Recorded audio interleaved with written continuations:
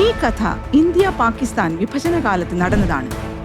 1947 വിഭജനത്തിലൂടെ പാകിസ്ഥാൻ എന്ന നാടിനെക്കുറിച്ച് പ്രഖ്യാപനമുണ്ടായതിനു ശേഷം രാജ്യം അസ്വസ്ഥമായിരുന്നു. ആ സമയത്ത് ഇന്ത്യയിൽ നിന്നും ആയിരക്കണക്കിന് കുടുംബങ്ങൾ പാകിസ്ഥാനിലേക്കും പാകിസ്ഥാനിൽ നിന്ന് ആയിരക്കണക്കിന് കുടുംബങ്ങൾ ഇന്ത്യയിലേക്കും കുടിയേറി. ഒരുപാട് മൃഗങ്ങളും കാട് വിട്ടു പോകാൻ നിർബന്ധിതരായി. നമസ്കാരം മഹാരാജാവേ, എന്റെ പേര് സക്കീന എന്നാണ്. ഇത് എന്റെ ഭർത്താവാണ്. തലമുറകളായി ഞങ്ങൾ ഇവിടത്തുകാരാണ്. ഞങ്ങൾക്ക് ഇവിടെ തന്നെ താമസിച്ചാ മതി.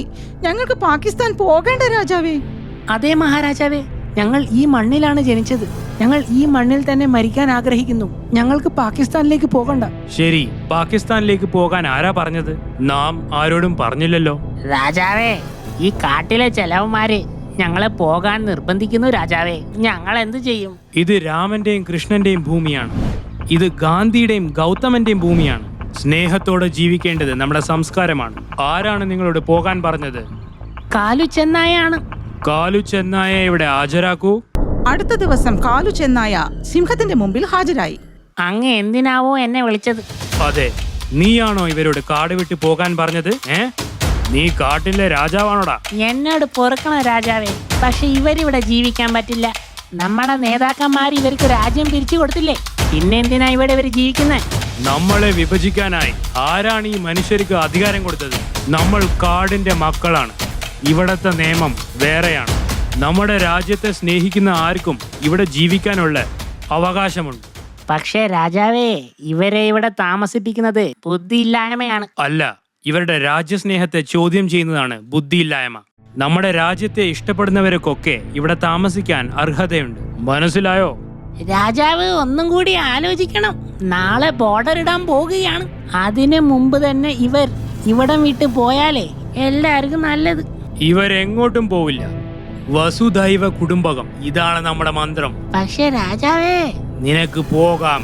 കോപിഷ്ഠനായ ചെന്നായ അവിടെ നിന്നും പോയി. ആ ചെന്നായക്ക് പുറത്തുനിന്ന് ആര് വന്നാലും അവിടെ താമസിപ്പിക്കുന്നത് ഇഷ്ടമല്ലായിരുന്നു. അവനൊരു രഹസ്യ സമ്മേളനം വിളിച്ചുകൂട്ടി. സുഹൃത്തുക്കളെ, വിഭജനത്തിന്റെ ഫലമായി രാജ്യത്തെ എല്ലാ ഭാഗത്തിലും സംഘർഷമാണ്. ഇന്ത്യയെ ഇഷ്ടപ്പെടുന്നവർ ഇങ്ങോട്ട് വരുന്നു, പിന്നെ ആ പാകിസ്ഥാനെ ഇഷ്ടമുള്ള ആൾക്കാർ ഇവിടെ നിന്ന് അങ്ങോട്ട് പോകുന്നു. പക്ഷേ സിംഹരാജാവിന് വട്ടായി എന്നാ തോന്നുന്നു. ആ സിംഹം പാകിസ്ഥാനിൽ ജീവിക്കേണ്ടവരെ ഇവിടെ പിടിച്ചു നിർത്താൻ ശ്രമിക്കുന്നു. ഇത് വിട്ടിത്തരല്ലേ? നമുക്ക് എന്താ ചെയ്യാൻ പറ്റുമോ എന്റെ ചെന്നായി ചേട്ടാ? യുദ്ധം. ഇന്ന് രാത്രി 12 മണിക്ക് നമ്മൾ അവരെ അറ്റാക്ക് ചെയ്ത് തീർക്കുന്നു. ഈ വൃത്തിയേട്ടവന്മാരെ മുളയിലേ നുള്ളിക്കളയണം. ആ സമയത്ത് കാട്ടിലെ മൃഗങ്ങളൊക്കെ ഉറങ്ങി തുടങ്ങിയിരുന്നു. പപ്പ, ഈ റേഡിയോയിൽ ഒരൊറ്റ ന്യൂസേ കേൾക്കാനുള്ളൂ. അവിടെ സംഘർഷം, ഇവിടെ സംഘർഷം. ഈ സംഘർഷം എന്ന് പറഞ്ഞാൽ എന്താ പപ്പ? മോളെ, ഈ ബ്രിട്ടീഷുകാര് പോകുമ്പോഴേ നമ്മുടെ ബ്രെയിനിൽ വിഷം നിറച്ചിട്ടാ പോയത്. അവര് പോയ ശേഷമാണ് ഈ ഹിന്ദു മുസ്ലിം റയറ്റ്സ് എല്ലാം തുടങ്ങിയത്. ഇതിനെയാണ് സംഘർഷം എന്ന് പറയുന്നത്. പപ്പ, നമ്മൾ ഹിന്ദുവാണോ മുസ്ലിം ആണോ? നമ്മൾ ഹിന്ദുവുമല്ല ഇസ്ലാമുമല്ല. നമ്മൾ നല്ല മൃഗങ്ങളാണ്. മനുഷ്യരുടെ ഉള്ളിൽ മനുഷ്യത്വം ഉള്ളതുപോലെ തന്നെ നമ്മൾ മൃഗങ്ങളുടെ ഉള്ളിലും മൃഗത്വമുണ്ട്. അതുകൊണ്ട് നമ്മൾ നല്ല മൃഗങ്ങളാണ്. അങ്ങനെ നല്ല കാര്യങ്ങളൊക്കെ സംസാരിച്ച് അവരും ഉറങ്ങാൻ പോയി. രാത്രി 12 മണി. തീവ്രവാദിയായ ചെന്നായ തന്റെ സഖാക്കളോടൊപ്പം പാവപ്പെട്ട മൃഗങ്ങളെ ആക്രമിക്കാൻ ഒരുങ്ങി. അതിനായി മൃഗങ്ങളെ ലക്ഷ്യം വെച്ച് അവർ യാത്ര തുടങ്ങി. ആക്രമത്തെക്കുറിച്ചുള്ള വിവരങ്ങൾ അറിഞ്ഞ മഹാരാജാവും പടകളും അവരുടെ മുമ്പിൽ വന്ന് നിന്നു. അവിടെ നിക്കടാ ചെന്നായെ, എനിക്ക് അറിയാമായിരുന്നു നീ ഈ മരണക്കളിക്ക് ഒരുങ്ങുമെന്ന്. അതുകൊണ്ടാണ് ഞാൻ ഇവിടെ നേരത്തെ തന്നെ വന്ന് നിന്നത്. മഹാരാജാവേ, നാളെ 2 രാജ്യങ്ങൾക്ക് നടുവിൽ ബോർഡർ ഇടാൻ പോവുകയാണ്. അതിനുശേഷം ഇവരെ പറഞ്ഞയക്കുന്നത് ബുദ്ധിമുട്ടാണ്. അതുകൊണ്ട് അങ്ങ് തന്നെ ഇവരെ പെട്ടെന്ന് പറഞ്ഞയക്കണം. കാട്ടുരാജാവ് മതേതര ഐക്യത്തിലും സാഹോദര്യത്തിലും വിശ്വസിക്കുന്ന സിംഹമായിരുന്നു. ജാതിമത ഭേദമില്ലാത്തൊരു സിംഹമായിരുന്നു കാട്ടുരാജാവ്. തന്റെ ജീവനേക്കാൾ ഏറെ പ്രിയത്തിലാണ് പ്രജാസംരക്ഷണം നടത്തിക്കൊണ്ടിരുന്നത്. അടുത്ത ദിവസം രാജ്യങ്ങൾക്കിടയെ അതിർത്തി നിർണയിക്കാനുള്ള ചർച്ച തുടങ്ങി. അപ്പോഴാണ് റേഡിയോയിൽ നിന്നും ഒരു വാർത്ത ആ കാട്ടുവാസികൾ ശ്രവിച്ചത്. ഒരുപാട് തർക്കങ്ങൾക്ക് ശേഷം ആ കാട് പാകിസ്ഥാൻ കൈവശപ്പെടുത്തിയെന്ന്. 2 രാജ്യങ്ങളും ആ ഉടമ്പടി സ്വീകരിച്ചു. ഇത് കേട്ട് ഞെട്ടിത്തെറിച്ച മൃഗങ്ങളൊക്കെ ഒന്നിച്ചുകൂടി. മഹാരാജാവേ, നമ്മുടെ കാടും പാകിസ്ഥാനിലാണോ? ഇല്ല, ഇത് ഒരിക്കലും സമ്മതിക്കാൻ പാടില്ല. നമ്മുടെ കാട് ഇന്ത്യയുടെ അതിർത്തിയിലാണ്. അതുകൊണ്ട് നമ്മൾ ഇന്ത്യയിൽ തന്നെ ഉണ്ടാവും. രാജാവേ, ഇപ്പം നമ്മുടെ കാട് പാകിസ്ഥാന്റെ ഉള്ളിലാണ്. നമുക്ക് വേറെ എവിടെങ്കിലും പോണ്ടി വരുമോ മഹാരാജാവേ? ഇല്ല ചെന്നായി ചേട്ടാ, നേതാക്കന്മാർക്ക് ഭൂമിയെ വിഭജിക്കാൻ പറ്റുള്ളൂ, മനസ്സിനെ അല്ല. നമ്മൾ ഒന്നായിരുന്നു, ഒന്നാണ്, ഒന്നായി തന്നെ ഇരിക്കും. ആരും എങ്ങോട്ടും പോകുന്നില്ല. നമ്മൾ ഇവിടെ ഒന്നിച്ച് ജീവിക്കും. നമ്മൾ ഇന്ത്യക്കാരാണ്. ഇന്ത്യ നമ്മുടെ രാജ്യമാണ്. ഒന്നിച്ച് മുഴങ്ങട്ടെ. ഭാരത് മാതാ കീ ജയ്. കണ്ടോടാ ചെന്നായെ, നീ ആരെയാണ് വിരട്ടി ഓടിക്കാൻ തീരുമാനിച്ചത്? അവർ ഐക്യത്തിന്റെ ഭാഷയാണ് സംസാരിക്കുന്നത്. രാജാവ് സംസാരിച്ചു കൊണ്ടിരിക്കുന്നതിനിടയ്ക്ക് കരടി പ്രധാനപ്പെട്ട മറ്റൊരു കാര്യം കൂടി പറഞ്ഞു. രാജാവേ, നമ്മൾ എന്തൊക്കെ പറഞ്ഞാലും റിയാലിറ്റി ആക്സെപ്റ്റ് ചെയ്തേ പറ്റൂ.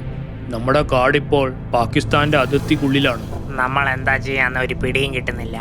ചരിത്രം നമ്മെ ഒരു കാര്യം പഠിപ്പിച്ചിട്ടുണ്ട്. ഭയക്കുന്ന ഒരുത്തനും വിജയിക്കില്ല. നിങ്ങളൊക്കെ കേട്ടിട്ടില്ലേ, ഐക്യമത്യം മഹാബലം എന്ന്? പറയൂ, നിങ്ങളൊക്കെ ഒരുമിച്ച് നിൽക്കില്ലേ? ഞങ്ങളൊക്കെ ഒരുമിച്ച് നിൽക്കാം. അപ്പോൾ എല്ലാവരും ഒന്നിച്ചു പറയൂ, ഭാരത് മാതാ കീ ജയ്. അങ്ങനെ എല്ലാ മൃഗങ്ങളും ചേർന്ന് ഒരു തീരുമാനമെടുത്തു. ബന്ദിപ്പൂർ കാട് ഇന്ത്യയുടെ അതിർത്തിക്കുള്ളിലായിരിക്കണമെന്ന്.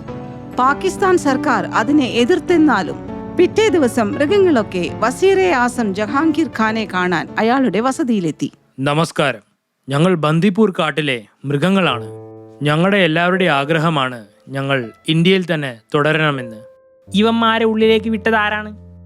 സാറേ, ഉമ്മാരി പെർമിഷൻ ഒന്നും ചോദിച്ചില്ല. നിങ്ങൾ പോയിട്ട് വരീ, ഞമ്മക്ക് നിങ്ങളോട് സംസാരിക്കാൻ ഒന്നുമില്ല. ഞങ്ങൾ പറയുന്നത് നിങ്ങൾ കേട്ടേ പറ്റൂ. ഇത് നിങ്ങളുടെ പ്രശ്നമല്ല, ഞങ്ങളുടെ പ്രശ്നമാണ്. സാറേ, ഞാനും താങ്കളെ പോലൊരു വിശ്വാസിയാണ്. പക്ഷേ ഞങ്ങൾ പാകിസ്ഥാനിൽ ജീവിക്കാൻ താല്പര്യപ്പെടുന്നില്ല. ഞങ്ങളുടെ മാതൃഭൂമിയിൽ നിന്നും ഞങ്ങളെ പറിച്ചു മാറ്റരുത്. ഞങ്ങളെ ഞങ്ങളുടെ മാതൃഭൂമിയിൽ തന്നെ ജീവിക്കാൻ അനുവദിക്കണം. ഞമ്മളെപ്പോഴാപ്പാ നിന്റെ ഉമ്മാന്റെ അടുത്ത് നിന്നെ പിരിച്ചത്? നിനക്ക് നിന്റെ ഉമ്മാനെ ഇവിടെ കൊണ്ടുവന്നൂടെ? സാറേ, ഞങ്ങൾ ഇന്ത്യയെയാണ് അമ്മയെന്ന് വിളിച്ചത്. ഭാരതമാതാവ്. നീ ഞമ്മന്റെ ആളല്ലേ? അനക്കെന്തിനാപ്പാ ഇന്ത്യയോട് ഇത്ര സ്നേഹം? കാരണം ഇന്ത്യയാണ് ഞങ്ങൾക്ക് സർവവും തന്നത്. ഭക്ഷണം, വെള്ളം, സ്നേഹം, റെസ്പെക്ട് എല്ലാം. അപ്പോ നിങ്ങൾക്ക് ഇന്ത്യയോട് അത്രയും അധികം സ്നേഹമാണല്ലേ? അതെ, ഞങ്ങളുടെ ജീവനേക്കാളും ഞങ്ങൾ സ്നേഹിക്കുന്നു. അങ്ങനെയാണ്. ഇതെങ്ങനെയാപ്പാ ഞാൻ വിശ്വസിക്കുന്നത്? പറയൂ. വിശ്വസിക്കണം. ഞങ്ങൾ 5 നേരം നിസ്കരിക്കുമ്പോഴേ ഭൂമി മാതാവിനെ ഞങ്ങൾ ഉമ്മ വെക്കാറുണ്ട്. ഇതിനേക്കാളും വലിയ എവിഡൻസ് താങ്കൾക്ക് എന്താ വേണ്ടത്? ഇത് കേട്ട് വസീറെ ആസം ജഹാംഗീർ ഖാൻ ചിന്തിക്കാൻ തുടങ്ങി. അപ്പോൾ സിംഹരാജാവ് ഒരു കാര്യം പറഞ്ഞു. ഇത് കേട്ട് വസീറെ ആസം ജഹാംഗീർ ഖാൻ ഞെട്ടിത്തെറിച്ചു. സാറേ, ധൈര്യമുള്ള ഒരു വ്യക്തിയെ സിംഹത്തോടാണ് ഉപമിക്കുന്നത്. ഞാൻ ശരിക്കുമുള്ള ഒരു സിംഹമാണ്. അതുകൊണ്ട് ഞാൻ പറയുന്നു, എൻ്റെ കാട് ഇന്ത്യയിൽ തന്നെ ആയിരിക്കും. ഞാൻ അതിന് സമ്മതിച്ചില്ലെങ്കിലോ? എന്നാൽ ഞാൻ അതിർത്തി മാറ്റി വരയ്ക്കും. നിങ്ങൾക്ക് തടയാൻ പറ്റുമെങ്കിൽ എന്നെ തടഞ്ഞോളൂ. തലയ്ക്ക് വെളിവില്ലേടോ തനിക്ക്? ആരോടാ നീ സംസാരിക്കുന്നത് ബോധമുണ്ടാ? അറിയാം, വിശ്വാസത്തിന്റെ പേരിൽ ഈ നാട് വിഭജിച്ച നേതാക്കന്മാരിൽ ഒരാളല്ലേ നിങ്ങൾ. നിങ്ങൾക്ക് മതിയായില്ലേ ഈ കളി? മണ്ണ് വിഭജിച്ച പോലെ മനസ്സ് വിഭജിക്കരുത്. കളി തുടർന്നാൽ നാളെ ഞങ്ങൾ മൃഗങ്ങളെയും നിങ്ങൾ വിഭജിക്കാൻ തുടങ്ങും. പശു ഹിന്ദുവായും ആട് മുസ്ലിമായും മാറും. ഇങ്ങനെ പോയി കഴിഞ്ഞാൽ ഈശ്വരന് പോലും പരിഹരിക്കാൻ പറ്റാത്ത പ്രശ്നമായി മാറും ഇത്. നാളെ പഴങ്ങളും വെജിറ്റബിൾസും ഫ്ലവേഴ്സും കളേഴ്സും വിശ്വാസങ്ങളുടെ പേരിൽ വേർതിരിക്കപ്പെടാം. സ്നേഹവും സന്തോഷവും ഒക്കെ ഇതുകൊണ്ട് തീർന്നു കിട്ടും. ഞാൻ പറയുന്നത് നല്ലോണം കേട്ടോ വസീറെ ആസം. മനുഷ്യരെ, നിങ്ങൾ നിങ്ങളുടെ ഇഷ്ടത്തിന് ജീവിക്കൂ. പക്ഷെ ഞങ്ങൾ മൃഗങ്ങളെ ഞങ്ങളുടെ ഇഷ്ടത്തിന് ജീവിക്കാൻ വിടൂ. നാളെ ഞാൻ തിരിച്ചും വരും. ഞങ്ങൾക്കായി ചിന്തിക്കണം. സിംഹത്തിന്റെ വാക്കുകൾ കേട്ട പാകിസ്ഥാൻ തലവന്റെ ഭാര്യ ഫരീദ ബീവി, എത്ര വലിയ കാര്യമാണ് ഇത്ര എളുപ്പത്തിൽ മനോഹരമായി സിംഹം പറഞ്ഞു പോയത്. ഞാൻ അങ്ങയോട് അപേക്ഷിക്കുകയാണ്, ആ സിംഹം പറഞ്ഞത് മാനിക്കണം. ഇല്ലെങ്കിൽ ഇസ്ലാമാബാദ്, ലാഹോർ, കറാച്ചി പോന്ന മുഖ്യ സ്ഥലങ്ങളിൽ സംഘർഷമുണ്ടാകാനുള്ള സാധ്യത തള്ളിക്കളയാനാവില്ല. തന്റെ ഭാര്യയുടെ വാക്കുകൾ കേട്ട് തലവൻ ചിന്തിക്കാൻ തുടങ്ങി. പിറ്റേ ദിവസം തന്നെ സിംഹവും കൂട്ടരും പ്രധാനമന്ത്രിയുടെ വസതിയിലെത്തി. സിംഹമേ, നമ്മൾ തമ്മിൽ ഇനി ഒരു ഉടക്ക് വേണ്ട. നിങ്ങൾ സിംഹങ്ങളുടെ രാജാവായ ചക്രവർത്തി സിംഹമാണ്. ഈ ബന്ദിപ്പൂർ മഹാവനത്തിന്റെ മഹാരാജാവാണ്. ആ കാട് നിങ്ങളുടെയാണ്, നിങ്ങളുടെ മാത്രമായിരിക്കും. ഈ വാക്കുകൾ കേട്ട മൃഗങ്ങൾ സന്തുഷ്ടരായി. നന്ദിയുണ്ട് സിംഹരാജാവേ, നമുക്ക് നല്ലോണം അറിയാം, ഞാൻ ഈ കാട് നിങ്ങൾക്ക് തന്നില്ലെങ്കിൽ നിങ്ങൾ നമ്മുടെ ഇസ്ലാമാബാദ്, കറാച്ചി, ലാഹോർ എല്ലാം പിടിച്ചെടുക്കുമെന്ന് നമുക്കറിയാം. അതുകൊണ്ട് നിങ്ങളുടെ വാക്കുകളെ മാനിച്ച് ഞങ്ങളുടെ നാട്ടിലും നിങ്ങളുടെ കാട്ടിലും സന്തോഷമായി ജീവിക്കും. ഇത് കേട്ട മൃഗങ്ങൾ സന്തുഷ്ടരായി തിരിച്ച് കാട്ടിലേക്ക് പോയി അവിടെ ആഘോഷിച്ചു. എല്ലാവരും ഒന്നിച്ച് ഭാരത് മാതാ കീ ഞങ്ങളുടെ വീഡിയോസ് എല്ലാം നിങ്ങൾക്ക് ഇഷ്ടപ്പെട്ടെങ്കിലേ ഈ ചാനലിന് സബ്സ്ക്രൈബ് ചെയ്യാൻ മറക്കരുത് കേട്ടോ. വേറൊരു കാര്യം, വീഡിയോ ലൈക്കും ഷെയറും ചെയ്യണം. ചെയ്യില്ലേ?